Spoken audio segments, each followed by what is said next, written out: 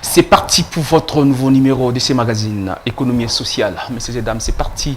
Nous vous retrouvons une fois de plus pour vous servir comme nous le faisons toujours. Nous parlerons à ces jours d'un sujet très important qui concerne la vie de toute une nation, la vie de tout un peuple et la vie de chaque individu. Nous parlerons de l'enseignement supérieur et universitaire ici en République démocratique du Congo. Quelles sont les perspectives? Qu'est-ce qu'il faut s'attendre? Et tout ce qu'il y a autour de cet enseignement. Vous savez, la RDC est passée au système LMD. Est-ce que ce système est bien adapté? Est-ce que ce système apporte ses fruits? Mais les constats est amer. Le diplôme qui vient de l'extérieur sont plus considérés que ce produit ici en République démocratique du Congo. Il s'observe que nous avons assez de diplômés, assez de diplômes, même moins de diplômés. Ça veut dire il y a de la quantité et non de la qualité. Qu'est-ce qui se passe autour de cette épineuse question, de cette problématique? Nous recevons quelqu'un avec qui nous allons nous entretenir, nous allons développer ces sujets parce que la qualité de l'enseignement supérieur et universitaire ici en RDC laisse à désirer, raison pour laquelle nous avons mis la main sur lui pour essayer un peu de parler. Qui est-il, monsieur Bidoya Nkumbi Jonas? Il est chercheur en relations internationales de l'université de Kinshasa. Il est enseignant en informatique, mais aussi et surtout écrivain, community manager et secrétaire indépendant. Monsieur Bidoya, bienvenue dans ce magazine. Merci beaucoup. Alors, nous n'avons pas massacré votre nom, nous avons oublié une des qualités, si vous pouvez ajouter. Sûrement pas, c'est déjà l'essentiel ce qui est dit. Alors, une première, nous vous recevons dans ces magazines que vous voyez loin. Aujourd'hui, c'est votre tour. Quelles sont vos impressions? Alors, les impressions sont, en tout cas, sont grandioses dans le sens où c'est une première fois de partager le plateau avec vous et je suis très ému et j'ai hâte de voir la suite. Merci. Alors, vous êtes jeune, vous êtes né ici en RDC, vous avez fait votre cursus, je dirais, toutes les étapes, vous avez grandi toutes les étapes, vous avez commencé les études au niveau primaire, secondaire et universitaire ici en RDC. Lorsque vous regardez, vous observez l'enseignement d'ores et déjà ici en RDC, actuellement, qu'est-ce que ça vous dit? Merci beaucoup de la parole accordée. Alors, s'il s'agit de dire un mot sur la qualité de l'enseignement actuellement, je dirais que notre enseignement a connu un peu un retard. Donc, ça veut dire que l'enseignement est beaucoup plus retourné en arrière. Pourquoi? Parce que si nous regardons la qualité de nos parents, de nos autres qui avaient fini un peu des plus belles lurettes, et la qualité d'aujourd'hui, c'est vraiment entre les jours et la nuit. Je ne généralise pas, mais dans l'ensemble, en tout cas, la qualité de l'enseignement ne cesse de se dégrader. Alors, faisons un état des lieux. Qu'est-ce qui est à la base de ça, de cette dégradation, de cette descente aux enfers, s'il faut ainsi le dire? Alors, s'il faut analyser, faire un état des lieux sur la qualité de l'enseignement, qu'est-ce qui est à la base? Il y a plusieurs facteurs qui entrent en jeu. Entre autres, il y a d'abord les infrastructures, en tout cas qui se sont dégradées. Parlant justement de l'enseignement supérieur et universitaire, nous allons remarquer que dans l'ensemble du pays, les infrastructures ne sont plus adéquates. Là, je parle principalement, hormis Kinshasa et Lubumbashi, les autres grandes villes, j'entre dans les Congos fonds, les Congos profonds en tout cas. Vous allez remarquer qu'il y a certaines universités qui n'ont peut-être plus de bancs. Il y a certaines universités, vous irez, il y a que des assistants, certains instituts supérieurs d'ailleurs, vous n'allez retrouver que des assistants. Alors que dans ces universités-là, il y a déjà le master qui est inscrit. Et comment expliquer que dans le master, nous avons un assistant qui enseigne? Là, déjà, il y a un problème. Autre problème, c'est le problème de financement. Il y a le problème de budget alloué pour la recherche scientifique, surtout. Nous allons remarquer que même parce qu'actuellement, le ministère de la Recherche scientifique a été retiré. Ce n'est plus un ministère officiel comme de l'époque. Moi, je me demande comment peut-on avancer? Comment peut-on avoir un enseignement supérieur et universitaire adéquat aussi longtemps nous supprimons déjà le ministère de la Recherche scientifique. Parce que c'est ce ministère-là qui fait avancer les choses. Et outre cela, il y a aussi un autre facteur qui est très très déterminant. Il s'agit de matériel, il s'agit des manuels surtout d'enseignement, surtout la formation des professeurs. Parce que si la qualité se dégrade au jour le jour, il faut savoir que les professeurs ont leur part des responsabilités, mais aussi les étudiants aussi eux-mêmes ont leur part de responsabilité sur cette dégradation de l'enseignement supérieur et universitaire. Alors, restons au niveau du corps professoral. La plupart des professeurs meurent. 90%, vous avez parlé de nos parents, les aïeux, les enseignants bon, les formateurs, je peux dire, ils sont en train de partir. Cette crème, voilà, qui a été préparée depuis l'époque coloniale, soit les uns sont devenus à l'éméritat, sont candidats à l'éméritat, d'autres sont décédés, mais il n'y a pas le renouvellement. Comment voulez-vous avoir pérennisé quelque chose de bon sans avoir de manuel? Quand on parle de manuel, je suis en train de parler des enseignants de qualité. Est-ce qu'aujourd'hui on peut dire que parmi les problèmes sérieux qui gangrènent cet enseignement universitaire, supérieur universitaire en RDC, c'est pour ces problèmes des enseignants? Justement, parlant de cela déjà, c'est parmi l'un des problèmes qui guettent l'enseignement supérieur universitaire. Au stade actuel, par exemple, nous avons des professeurs qui ne publient presque plus. Nous avons des professeurs, après avoir fini soutenu sa thèse de doctorat, directement, ils commencent à enseigner. Et outre sa thèse de doctorat, on va essayer de remarquer aussi que ce professeur-là n'a publié presque pas d'articles, presque pas d'ouvrages. Or, si vous voulez avoir un enseignement de qualité, les professeurs doivent mener des recherches.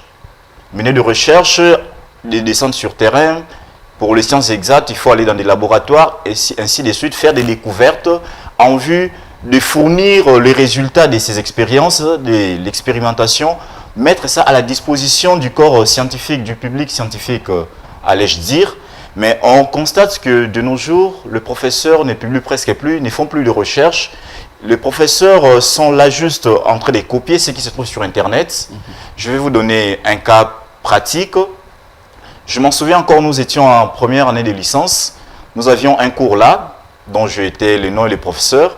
Alors, on s'est rendu compte que ce qui se trouvait dans les syllabus là, c'est exactement ce que nous avions vu sur Internet.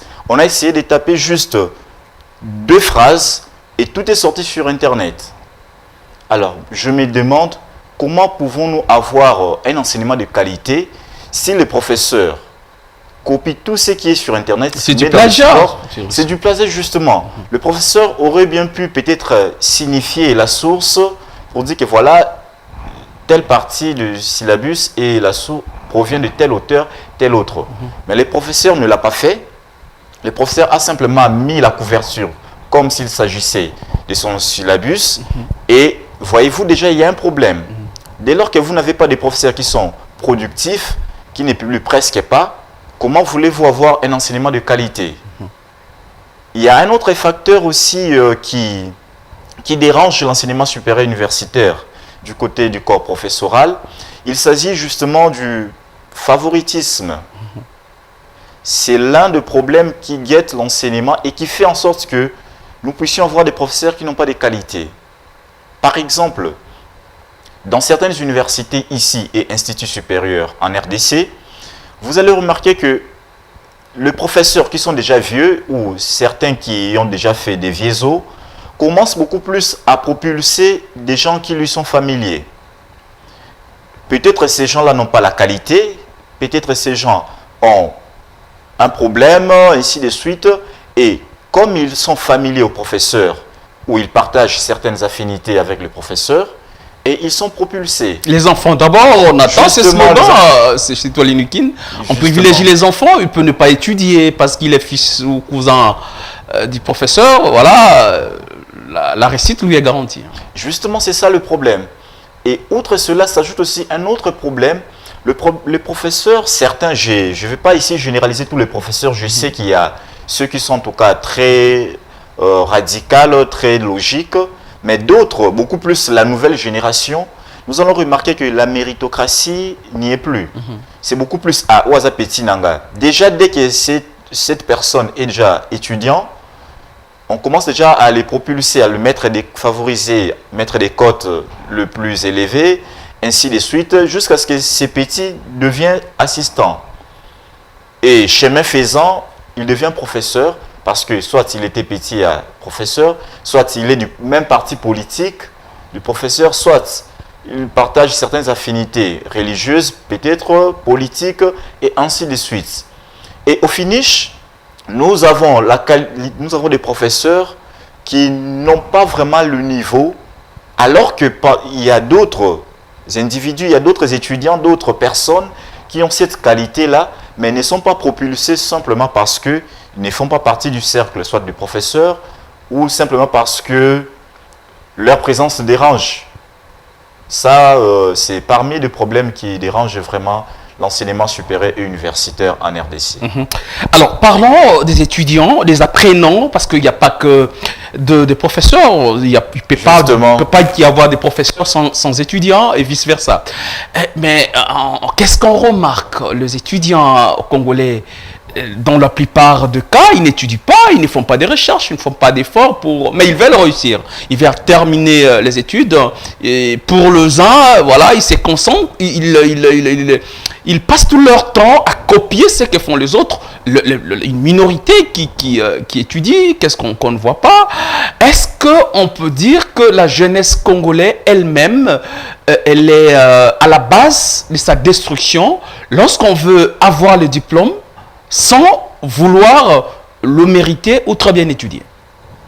Alors déjà avec cela, c'est un sujet très important, une question très importante.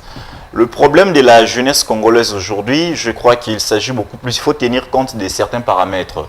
Entre autres, ce monde qui est en pleine mutation. Je parle de réseaux sociaux.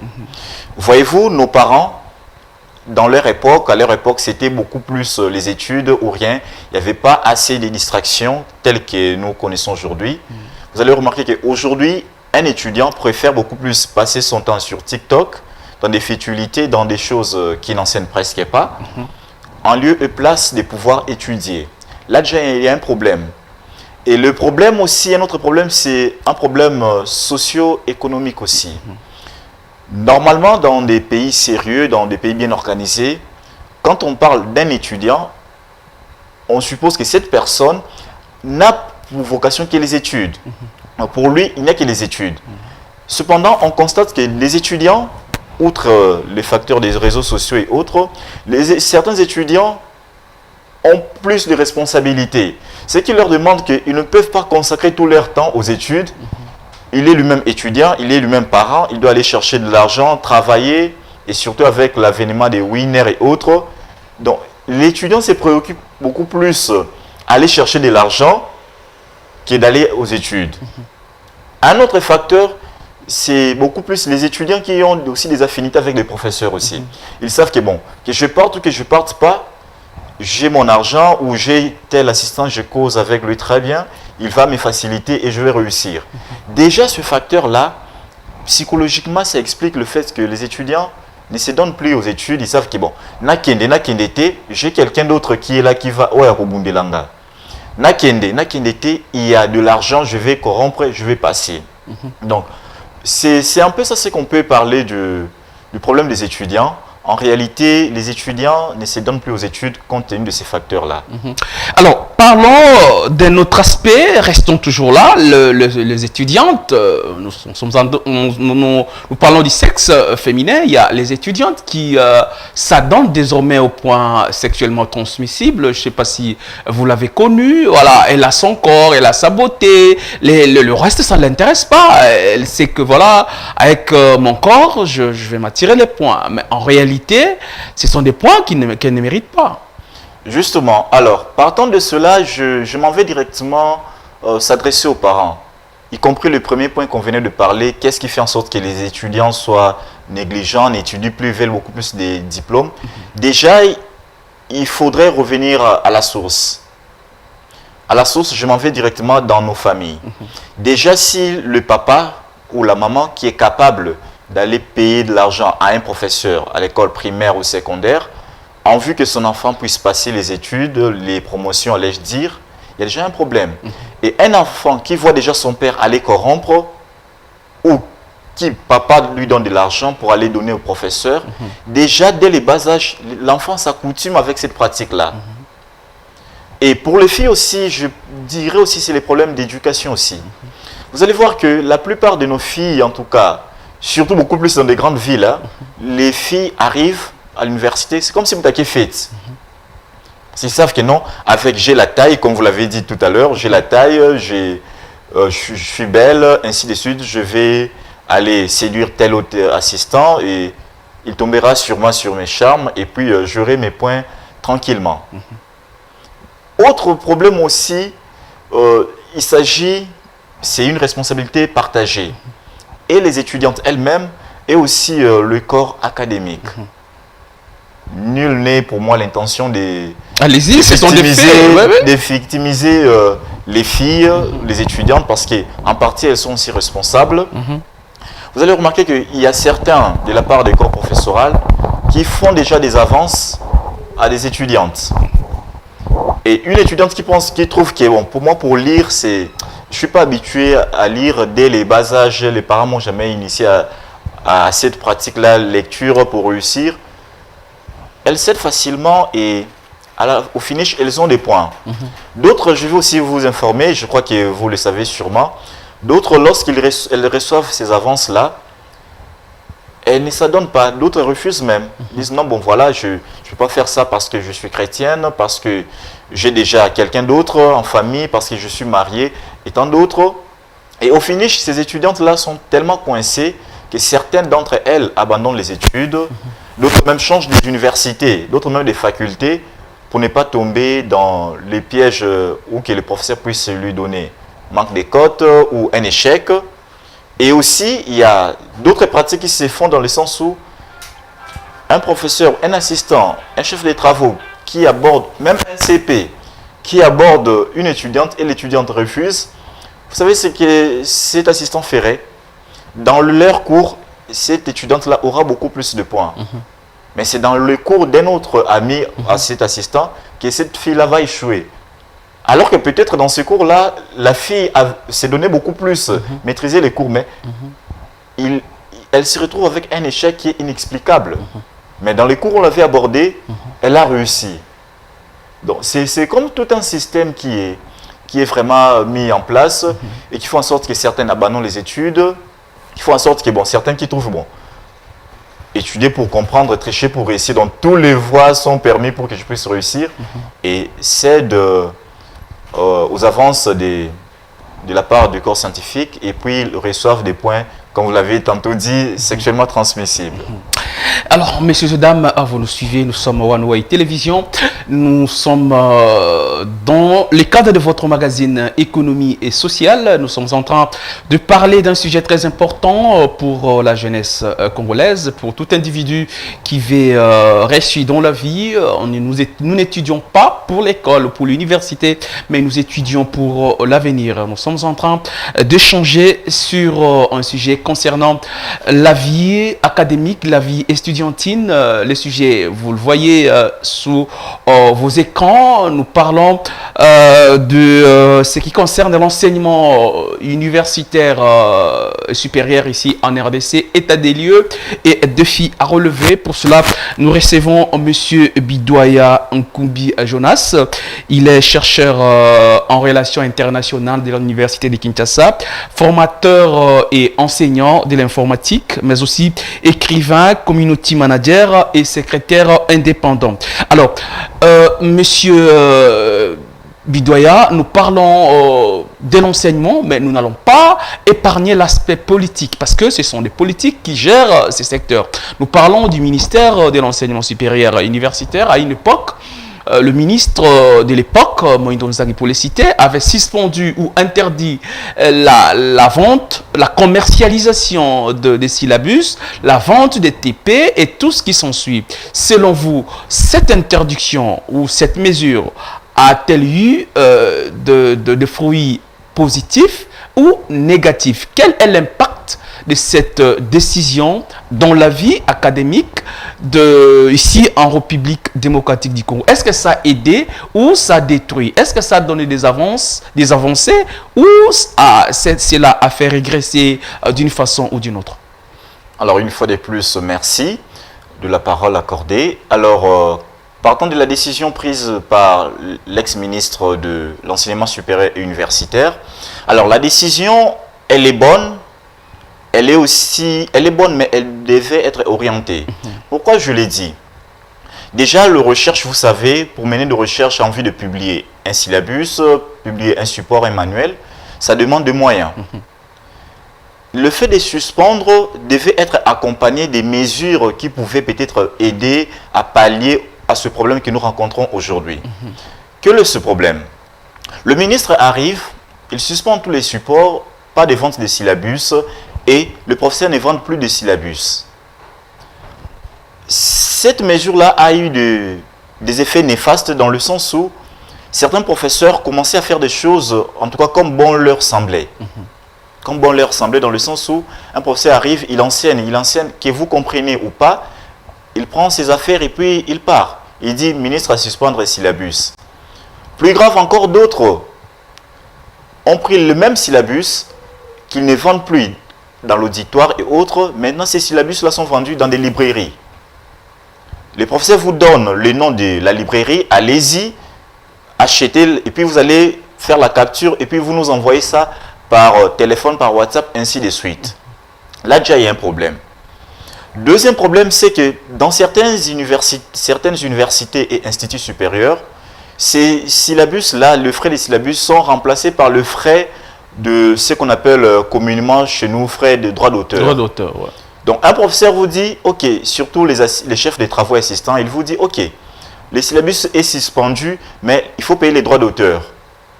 Les droits d'auteur que peut-être vous n'allez jamais utiliser. En contrepartie de quoi? Il vous demande un droit d'auteur, vous devez payer les droits d'auteur. En contrepartie, vous recevez quoi?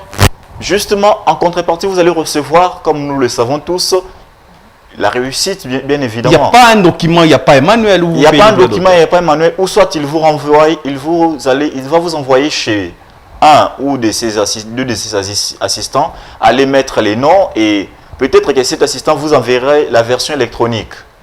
Là déjà, il y a un problème. Un autre problème aussi, c'est le fait que certaines chaires, en tout cas académiques, professeurs et assistants, ils ont installé un système de vente de TP, ou encore pour corriger votre TP, ils vous donnent un sujet. Pour corriger ce TP-là, il faut payer quelque chose.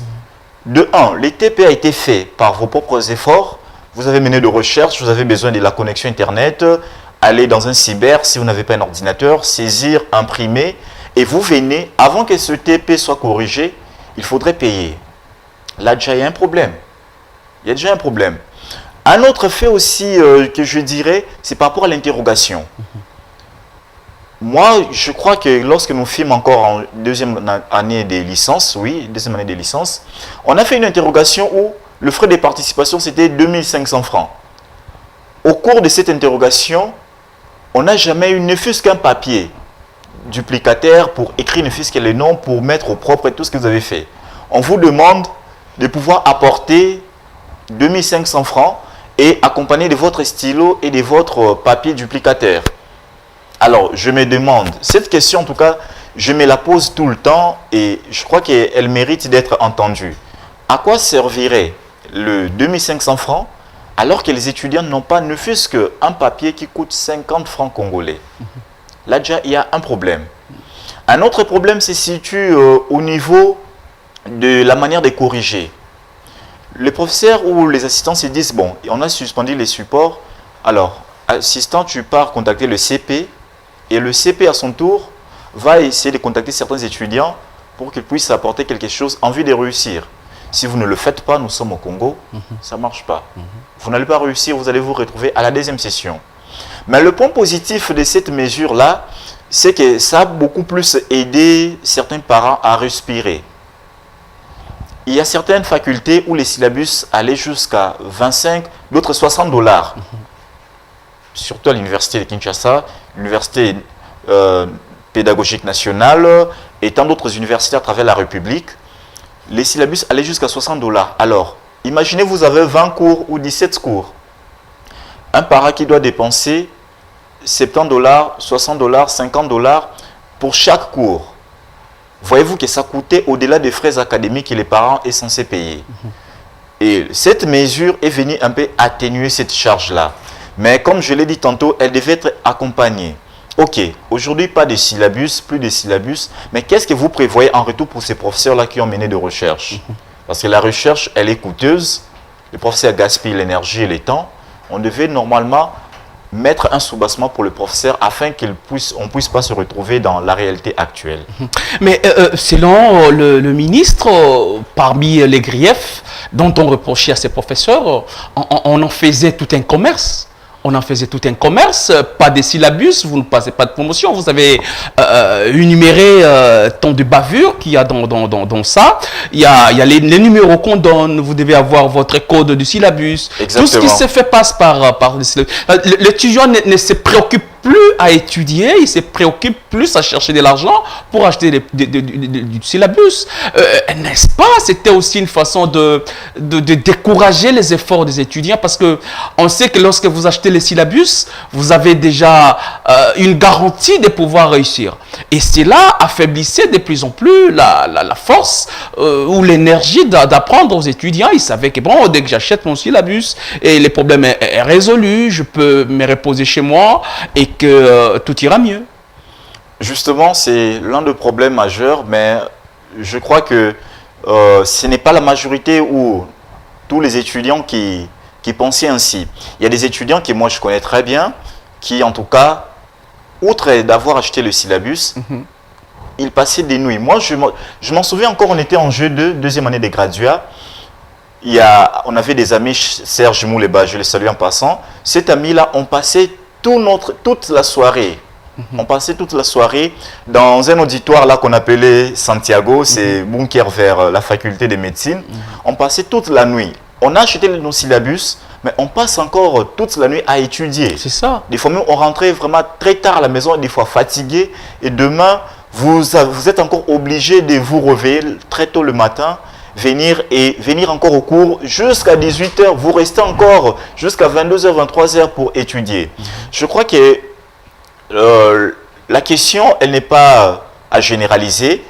Il y a une minorité, en tout cas des étudiants, qui sont là. Outre les syllabus, ils s'adonnent aux études parce qu'ils ont peut-être l'ambition de devenir professeur un jour, ils ont l'ambition de devenir, je ne sais pas, directeur de cabinet un autre jour, ministre, et ainsi de suite. En fait, ils ont cette conscience-là que je suis venu à l'université, non pas pour le point, même si les points sont importants, mais je suis venu pour étudier, avoir de la connaissance et servir ma nation. Mais la majorité, il y a une grande partie, comme vous l'avez si bien énuméré, ils achètent les syllabus et puis c'est fini là. Et plus grave encore aujourd'hui avec le fameux chat GPT, c'est catastrophique. C'est vraiment catastrophique. Les étudiants, pour la majorité, ne se donnent plus à passer des nuits à étudier, à bouquiner comme on l'appelle à l'UNIKIN. Les étudiants ne bouquinent plus et ils savent que dès lors qu'il y a une interrogation, chat GPT est là et puis il suffit de poser la question et vous avez la réponse. Vous avez la réponse avec la réalité, le fameux slogan Madabo. Voilà, les étudiants, les initiés de l'UNIKIN connaissent un peu quelque chose. Lorsqu'on parle de Madabo, ça veut dire on parle de la corruption. Pour les autres, parler de couloir. Lorsqu'on parle de couloir, ça veut dire là où on cherchait passer pour avoir des points non mérités. Alors, M. Bidoya, parlons du système LMD.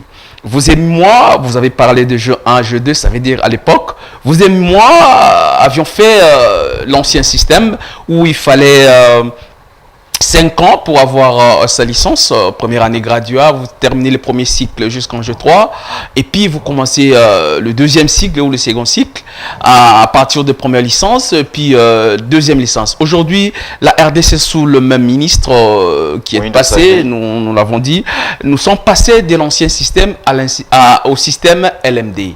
Pour vous, est-ce que la RDC, voire la réalité dont nous venons de peindre, est prête ou était prête à passer à ces systèmes? Si oui, pourquoi? Sinon, pourquoi également? Alors, je commencerai d'abord par expliquer d'abord un peu ce système, d'où est venu ce système. Alors déjà, le système LMD, c'est un système qui est issu du processus de Bologne. Bologne, c'est une ville italienne où, en 1999, les États européens, il y avait 25 États qui se sont réunis pour essayer de mettre en place un système que tous les États européens utiliseront désormais. Et ce système-là avait pour but principal, il s'agissait de rendre les diplômes comparables et internationalement reconnus.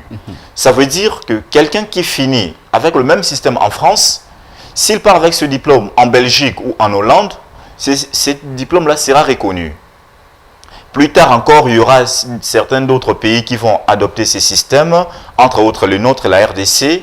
Et à ce jour, nous avons plus de 45 États qui utilisent le système LMD. Et ce système-là a trois principaux objectifs. Le premier, comme je l'ai dit tantôt, c'est d'abord rendre les diplômes comparables et reconnus internationalement. Le deuxième système, le deuxième objectif, c'est favoriser la mobilité des étudiants et des professeurs. Ce qui revient à dire que ce système demande beaucoup plus de recherche. C'est un système qui n'est pas centré autour de la théorie comme l'ancien système qu'on appelle PADEM, préparatoire et puis agrégation, doctorat et maîtrise. L'actuel système est beaucoup plus centré sur la pratique. Donc, ce qui veut dire que les étudiants ne sont pas tenus à être là du matin au soir, rien que dans les auditoires, comme c'était dans l'ancien système. Mais là, bien que les étudiants sont dans les auditoires, mais il faut beaucoup plus faire de recherche. De recherche pour faire avancer de la science, de recherche pour apporter des nouvelles idées, des recherches pour essayer d'apporter des solutions, de trouver des solutions aux problèmes qui le dérangent. Un étudiant peut quitter ici à Kinshasa, va à Mbanzangungu, va à Lubumbashi, dans le cadre de ses recherches. De même que le professeur. Un professeur peut quitter ici la RDC, va peut-être au Congo-Brazzaville ou encore à Genève et autres pour faire de recherches en vue de faire avancer la science. C'est là le deuxième objectif de ce système. Et le troisième objectif de ce système, il s'agit simplement de pouvoir favoriser ou promouvoir les compétences pratiques. Ça veut dire qu'on a besoin des gens qui sont capables de résoudre les problèmes concrets sur le marché. Et nous allons remarquer que dans le système LMD, on insiste beaucoup plus sur la mise en pratique des notions apprises pendant les séances de cours sur terrain. Et vous allez remarquer qu'à l'époque, pour faire le stage, c'était justement les étudiants de G3, 3e graduat et 2e licence. Mais aujourd'hui, avec le système LMD, nous avons les stages presque L1, L2, L3. Il y a des stages M1, MD et M3. Donc, ça veut dire qu'on insiste beaucoup plus que les étudiants se familiarisent au fait avec la réalité sur le terrain. Ce qu'ils apprennent, qu'ils viennent aussi mettre ça en pratique sur terrain à travers les stages académiques. Et enfin, pour finir un peu sur la généralité sur ce système a trois niveaux.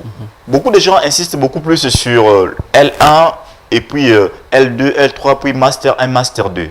Ce système a trois niveaux. Nous avons le premier niveau, comme je venais de le décrire, c'est la première licence, deuxième ainsi que troisième. Donc, Bac plus 3 après le diplôme.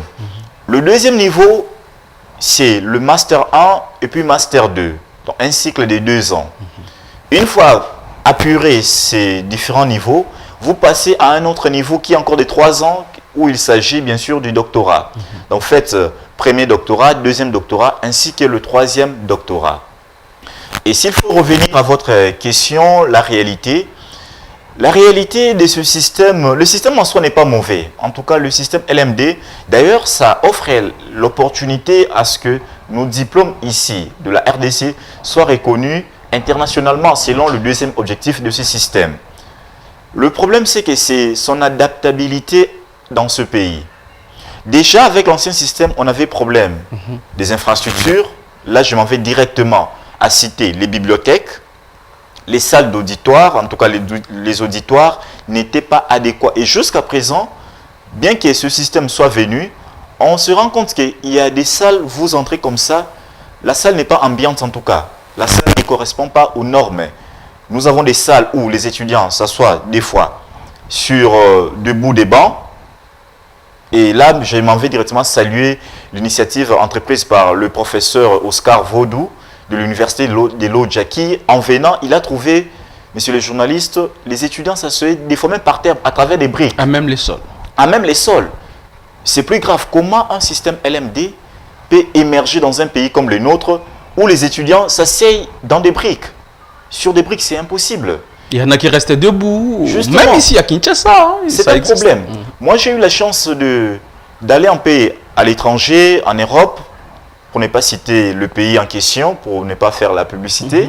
J'ai revu là où les étudiants ça donne, là où les étudiants suivent leurs cours. Vous allez remarquer qu'il y a une sorte de tranquillité dans la salle. La salle est tellement très paisible. Et il y a même la connexion Wi-Fi dans des auditoires où les professeurs peuvent demander recherchez tel sujet et faites-moi la synthèse. Dans 45 minutes, je vous attends. Mais ici, déjà, il n'y a pas la connexion Internet dans des auditoires. Les salles ne sont pas climatisées.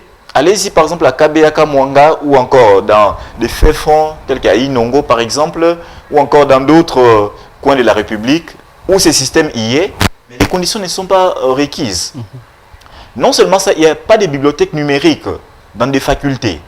Si peut-être à l'UNIKIN, il y en a, ou encore Université de Lubumbashi ou encore UPEN, mais Université de Kikwiti ou encore Université de Maïndombe, il n'y en a pas. Vous entrez dans une faculté, la faculté n'a même pas une bibliothèque numérique où les étudiants peuvent accéder, avoir un compte, accéder en ligne, télécharger des documents et autres. Là déjà, il y a un problème avec le système LMD. Un autre problème, c'est le problème de financement. Ce système demande beaucoup plus de financement, de recherche sur terrain parce que le professeur n'est pas là comme avec le système PADEM, du matin au soir à enseigner. Là, vous enseignez, vous faites de recherche parce que les professeurs aujourd'hui ne sont plus les seuls à détenir la connaissance ou les connaissances si vous le voulez. Les étudiants aussi peuvent avoir accès aux mêmes connaissances que le professeur et faire des débats là-dessus. Et malheureusement, il n'y a pas de moyens alloués aux professeurs. Il n'y a pas non plus de bourses d'études pour les étudiants. Généralement, les étudiants qui excellent ont droit à des bourses d'études pour aller approfondir de recherche, soit ici seulement au Congo, parce qu'il ne faut pas simplement aller à l'étranger. Même ici au Congo, il y a des bourses d'études qu'on pourrait offrir, mener des recherches pour trouver les problèmes nous-mêmes ici en interne. Parce que, comme dit la théorie de la croissance endogène, le développement c'est d'abord endogène. Le développement c'est d'abord endogène. Or, dans cette manière de faire les choses, il faut que l'État ou le gouvernement puisse allouer autant de ressources que possible à l'innovation. Or, qui dit innovation, c'est la recherche. Qui dit recherche, on voit et les étudiants et les professeurs. Alors, dans ces cas, vous donnez raison aux uns aux autres, les politiques, le chef d'entreprise, le mandateur qui envoient leurs enfants étudier ailleurs. Vous avez donné l'exemple de l'Europe, de l'étranger, parce que là, il y a du sérieux. Est-ce que vous voyez ça une bonne chose ou la meilleure des choses serait d'arranger ici chez soi? Parce que on est mieux chez soi qu'ailleurs, dit-on. On est mieux que chez soi, comme vous l'avez si bien dit. Moi, je crois, à mon avis, ça n'engage que moi. Le politique, gouvernement et autres devaient beaucoup plus, avant d'installer ce système, ils devaient prendre des mesures qui pouvaient peut-être savoir que, ok, nous mettons en place ce système, mais de manière progressive. On doit d'abord commencer à résoudre les problèmes des auditoires, les problèmes d'infrastructures, des bibliothèques et autres problèmes avant d'installer ce système. Parce qu'aujourd'hui, qu'on ne se trompe pas, ce système a vraiment un problème. Et ce système est venu même, si je peux dire, diminuer la qualité de l'enseignement. Parce que imaginez-vous un peu, dans une promotion, vous avez plus de 25 cours. Un étudiant qui a déjà 25 cours à réussir à faire passer en vue de passer des promotions ou soit à atteindre un certain nombre de crédits parce qu'avec ce système, il faut réaliser un nombre de crédits pour passer. Même si vous avez des échecs, vous pouvez toutefois passer et ces échecs-là vont vous suivre dans la promotion montante. Supérieur, ouais. Justement. Là déjà, je ne dirais pas que je donnerais raison à ces gens-là à ces politiques qui envoient leurs enfants à l'étranger. Je demanderai d'abord au gouvernement de prendre des mesures en vue de remédier ce problème que je viens de détailler, infrastructures, finances et autres, en vue de permettre au public congolais, au peuple congolais, de bénéficier vraiment de la qualité de l'enseignement comme cela fut à l'époque. Alors, envoyer les enfants à l'étranger, c'est bien beau, mais seulement, il faut d'abord aimer la patrie. Parce que dans les gouvernements, dans les parlements et autres, tous disent, voilà, on veut faire en sorte que notre pays puisse aller de l'avant. Comment expliquer? Ce n'est même pas l'enseignement. Observez le ministre et les députés, la majorité envoie leurs enfants ou eux-mêmes partent se soigner en Europe. Alors qu'ici, il y a des hôpitaux, ou s'il n'y en a pas, qu'est-ce qui manque au gouvernement de mettre en place des hôpitaux modernes afin que nous puissions nous soigner ici en RDC? Parce que dès lors que nous allons à l'étranger, il y a déjà fuite des capitaux. Nous prenons notre argent, nous allons le dépasser à l'étranger. Et c'est l'étranger qui en profite. En lieu et place d'aller à l'étranger, le mieux serait d'investir à l'enseignement ici, parce qu'à l'époque, les Sud-Africains et autres venaient étudier ici. Encore de nos jours, il y a encore des Camerounais qui arrivent. Peut-être plus tard, 2 ans, 3 ans, ils ne seront peut-être plus là. Donc, ce qui revient au gouvernement, de mettre en place des moyens pour remédier à tous ces problèmes que nous avons détaillés. Alors revenons aux enseignants, au corps académique, comme vous avez dit, par rapport à ces systèmes.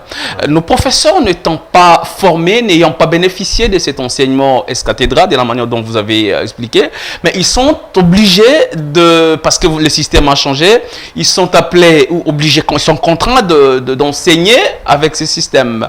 Est-ce qu'il n'y a pas l'adéquation dans ça?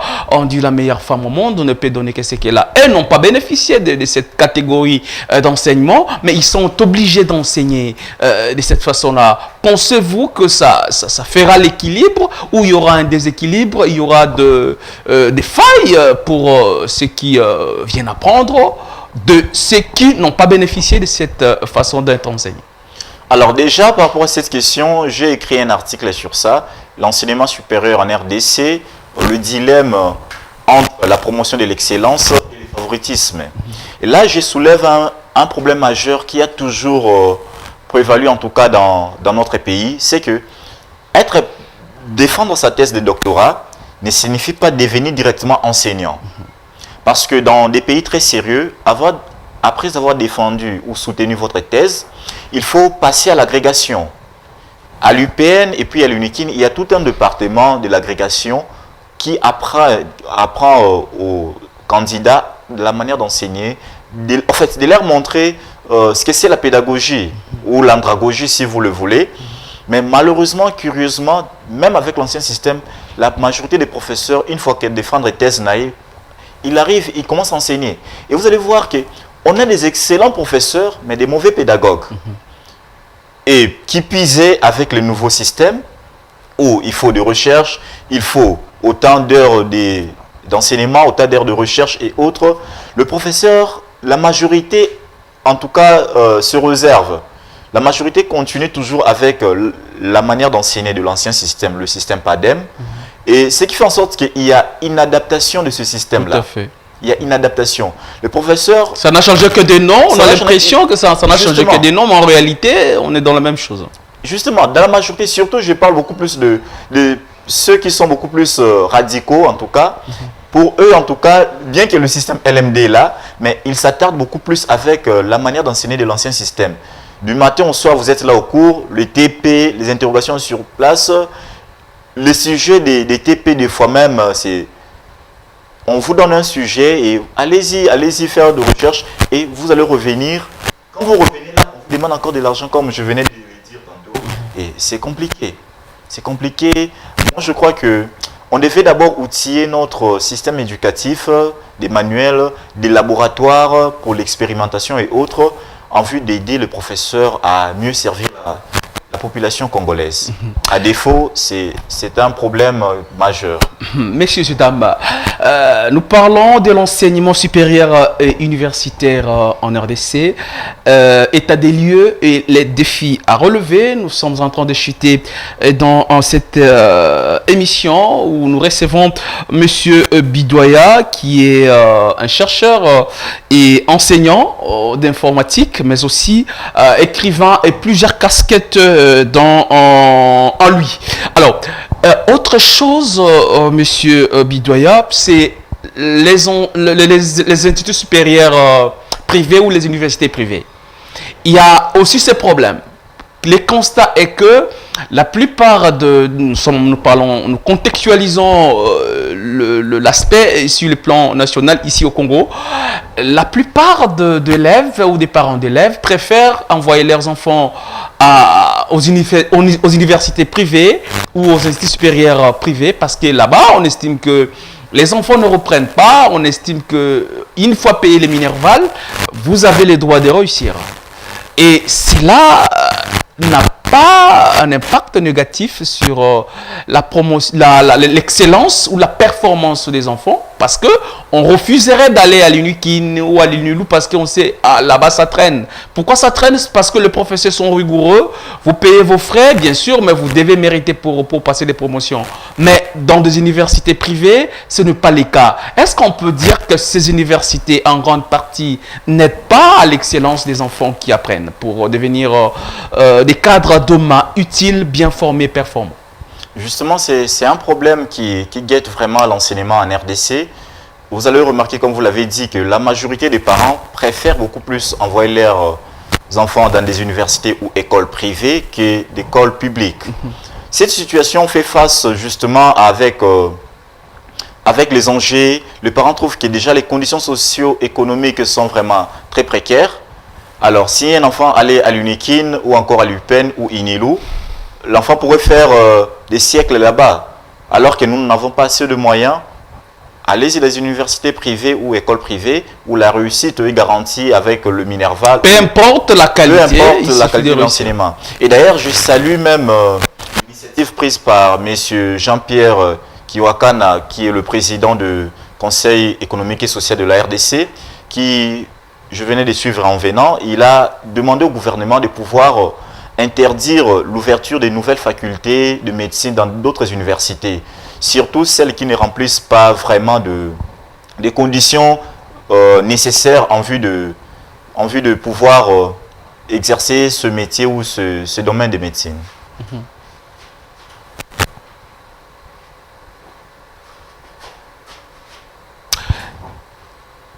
Alors, voilà, comprenez les aléas du direct. Nous sommes talonnés par les temps.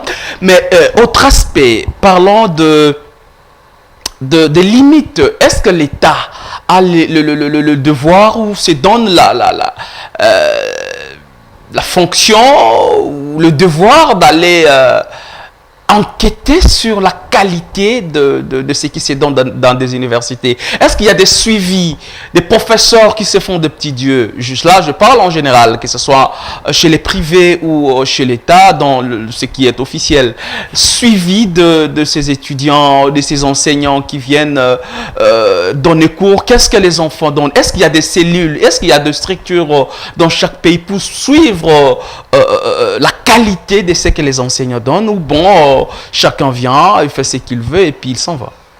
Je crois qu'au Congo, ce ne sont pas de lois ou des structures qui manquent. C'est leur applicabilité. Déjà, il en va du conseil d'administration des universités de pouvoir veiller sur ce qui s'est fait dans des auditoires, ce qui s'est fait dans des facultés, dans certaines facultés. Comme vous l'avez si bien dit, ailleurs, même, pas seulement les professeurs, même les assistants sont des petits dieux. Il suffit qu'un assistant fasse un coup de fil ou prenne le nom d'un étudiant et l'étudiant pourra reprendre. Alors tous ces abus-là, nous l'avions dénoncé dans notre article que j'ai précité, où nous demandons, pour qu'il y ait un enseignement aussi de qualité, il doit y avoir un suivi. Dans les universités, il doit y avoir des comités de suivi qui peuvent, comme les agents de l'ANER, si on peut le dire ainsi, qui peuvent passer dans des auditoires et travailler de manière indépendante. Être là comme des étudiants et observer ce qui s'est fait dans chaque auditoire et faire le rapport. Et s'il y a des abus, ils peuvent noter cela et transmettre au conseil d'administration des universités en vue de remédier à cela. Sinon, c'est de l'anarchie. Sinon, c'est de l'anarchie, Monsieur Bidoya Kungi Jonas. Nous sommes talonnés par les temps. Vous savez, la télé, c'est les temps. Nous vous disons merci d'avoir accepté notre invitation. C'est moi qui Mais vous remercie. vous allez regarder la caméra qui est devant vous. Vous allez vous adresser et vous dresser un message, un conseil, une suggestion, tout ce que vous voulez, aux étudiants qui apprennent pour leur avenir, aux enseignants qui encadrent les étudiants, aux parents qui sont appelés à soutenir leurs enfants pour arriver à la fin de leurs études, mais aussi à l'État qui est appelé à réguler ces secteurs pour que demain on ait de meilleurs citoyens. Parce que je me rappelle dans son cours de l'économie publique, économie de développement, le professeur, je vais le citer, Niembo Chaban, il disait le facteur commun que tous les pays du monde ont pour le développement, c'est l'homme. Mais ce n'est pas n'importe quel homme. Homme capable de dompter la nature, capable d'influer sur le résultat et d'aider au changement d'une nation d'une façon ou d'une autre. Alors, cette caméra est à vous. Un message à ceux qui nous ont suivis par rapport au sujet dont nous venons de traiter. Nous rappelons que nous parlions de l'enseignement supérieur universitaire ici en RDC, état des lieux et perspectives, si vous voulez, et à venir. Merci une fois de plus de l'allocution verbale. Alors, un message à adresser, je le ferai à 3 niveaux. Premièrement, il s'agit des parents, parce que c'est là que commence, avant de devenir professeur, nous tous commençons dans une famille. Alors, c'est aux parents de prendre conscience, d'éduquer leurs enfants dès les bas âges, de dire aux enfants que l'avenir de notre pays dépend de vous. Si vous avez une formation de qualité, eh bien, c'est notre pays qui en bénéficiera. Donc, c'est aux parents de ne pas laisser les enfants toute la journée, toute la nuit à regarder des séries et autres, alors que demain les enfants ont cours. Donc, il serait souhaitable d'initier cette politique, cette pratique de lecture, de l'étude dans chaque famille. Chaque soir, vous pouvez avoir un thème ou un sujet, chacun d'eux pourra développer et c'est comme ça que les enfants seront vraiment formés. Et lorsque ces enfants iront à l'université ou aux écoles secondaires, vont exceller. Déjà, dès les bas âges de la famille, les parents essaient de faire cette tâche-là, de mieux aider les enfants à la lecture, à leur faire prendre conscience que l'avenir dépend d'eux-mêmes. Et autre niveau, je vais parler beaucoup plus de nos professeurs, et je vais associer le gouvernement directement, c'est que, comme disaient les journalistes tout à l'heure, tous les pays dans le monde, hormis les ressources naturelles, halieutiques et autres, les États ont en grande partie les ressources humaines, ce qui veut dire l'être humain. Or, si nous voulons bâtir une nation qui est prospère, comme nous l'avons toujours si bien voulu, il faudra en sorte que notre politique, nous puissions consacrer beaucoup plus de moyens à l'enseignement, que ce soit universitaire, primaire, et voire même professionnel et technique, mettre en place les conditions pour que les étudiants puissent mieux apprendre, mettre en place des centres, des laboratoires et autres, en vue d'obtenir de bons fruits qui vont faire aider, avancer notre pays. Et aux étudiants ou enfants eux-mêmes, sachez que l'avenir dépend de vous. Votre avenir dépend de vous. Si vous êtes mieux formés, c'est le pays qui bénéficiera de cela. Merci. Tous les pays du monde sont développables à condition de se doter des institutions qui s'y prêtent. Mais pour diriger ces institutions, il faut des hommes sérieux, il faut des hommes normaux, il faut des hommes trop bien formés, car le cœur du développement, c'est l'homme. L'homme capable de dompter la nature, l'homme capable d'inverser la tendance, disaient les professeurs Niembo Chabani. Si vous avez aimé, dites un grand merci à M. Gédéon Kairos qui était derrière les caméras et puis de l'autre côté de la régie. Nous disons merci au directeur général Akassia Katumbaï qui nous a fait confiance d'être là par son assistance. Nous disons un grand merci à notre invité du jour. Vous l'avez aimé, c'est monsieur Bidoya Nkumbi Jonas. Nous disons qu'il est chercheur en relations internationales de l'université de Kinshasa, formateur en informatique, enseignant en informatique. écrivain, community manager et secrétaire indépendant. Avec lui, nous avons eu ces échanges que nous estimons vous ont été bénéfiques. Je suis Tom Makongo, le cerveau-penseur au service du savoir. Retrouvez-moi très prochainement pour les cadres de ce magazine Économie et Sociale qui passe sur nos antennes. Nous sommes One Way Télévision, une chaîne au cœur de l'écologie, mais nous faisons de l'éducation aussi à notre champ de bataille. D'ici là, restez bien. Nous allons nous retrouver très prochainement. Messieurs et dames, au revoir.